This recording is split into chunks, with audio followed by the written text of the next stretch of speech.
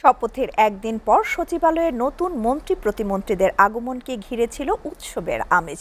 প্রথম কর্মদিবসে কুশল বিনিময় আর সরকারের নানা পরিকল্পনার কথা জানান মন্ত্রিপরিষদ সদস্যরা।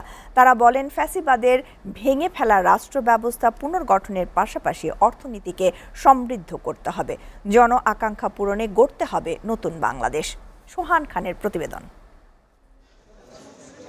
ত্রয়োদশ জাতীয় সংসদ নির্বাচনে বিএনপির নিরঙ্কুশ বিজয়ের পর গতকাল সংসদ ভবনের দক্ষিণ প্লাজায় শপথ নেন নির্বাচিত সংসদ সদস্যরা।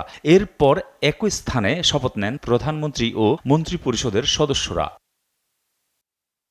প্রথমবারের মতো তারেক রহমান প্রধানমন্ত্রী নিযুক্ত হয়ে প্রথম অফিস করেছেন সচিবালয়ে। একই সাথে ৪৯ সদস্যের মন্ত্রিসভার সদস্যরাও প্রথম দিনে অফিস শুরু করেন সচিবালয়ে। গণতন্ত্রের যাত্রা শুরুর মধ্য দিয়ে কর্মচঞ্চল হয়ে ওঠে সচিবালয়।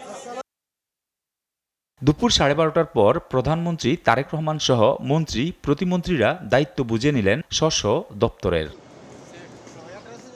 এ সময় কয়েকজন মন্ত্রী ও প্রতিমন্ত্রী প্রতিক্রিয়া ব্যক্ত করেন সাংবাদিকদের কাছে। তারা বলেন, প্রধানমন্ত্রী তারেক রহমানের দিক নির্দেশনা বাস্তবায়ন করাই হলো তাদের মূল লক্ষ্য। এ যাত্রায় সবার সহযোগিতাও চান তারা। ইনশাল্লাহ আমরা আমাদের দায়িত্ব থেকে জনাব তারেক রহমানের নেতৃত্বে আল্লাহর হুকুম আমরা যেন সুন্দরভাবে সকল দায়িত্ব সুন্দরভাবে পরিচালনা করতে পারি।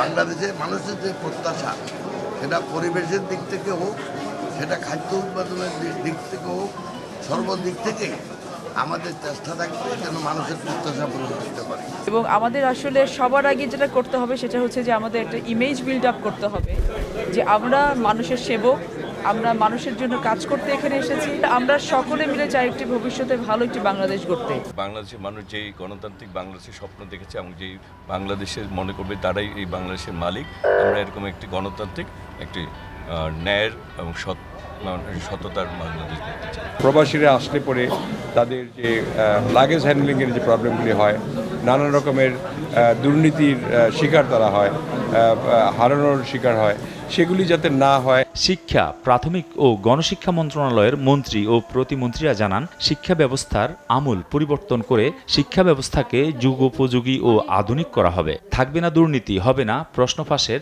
ঘটনাও। অনেক সমস্যা আছে, সেই সমস্যাগুলোর সমাধান নিয়ে আমরা কাজ করা শুরু করেছি। আগামী শিক্ষা ব্যবস্থা আমরা মনে করি পুরো বিশ্বের কাছে ঈর্ষণীয় হবে। আশেপাশের দেশগুলোতে সকলে চাইবে তাদের সন্তানদের বাংলাদেশে পাঠাতে পড়ানোর জন্য।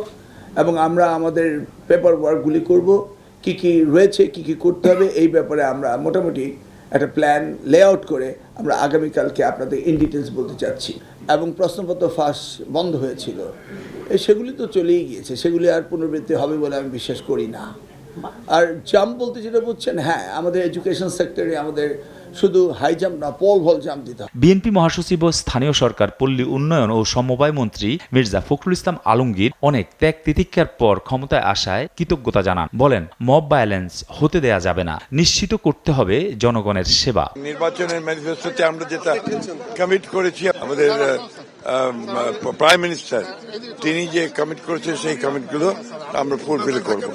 মানুষের প্রতি আমাদের যে দায়বোধ, সরকার পরিচালনা করতে গিয়ে আমাদের মূল লক্ষ্যই থাকবে জনগণের সেবা করা। দেশের প্রশাসনিক কাঠামো মজবুতে দ্রুত স্থানীয় সরকার নির্বাচন আয়োজন করার কথাও জানান তিনি।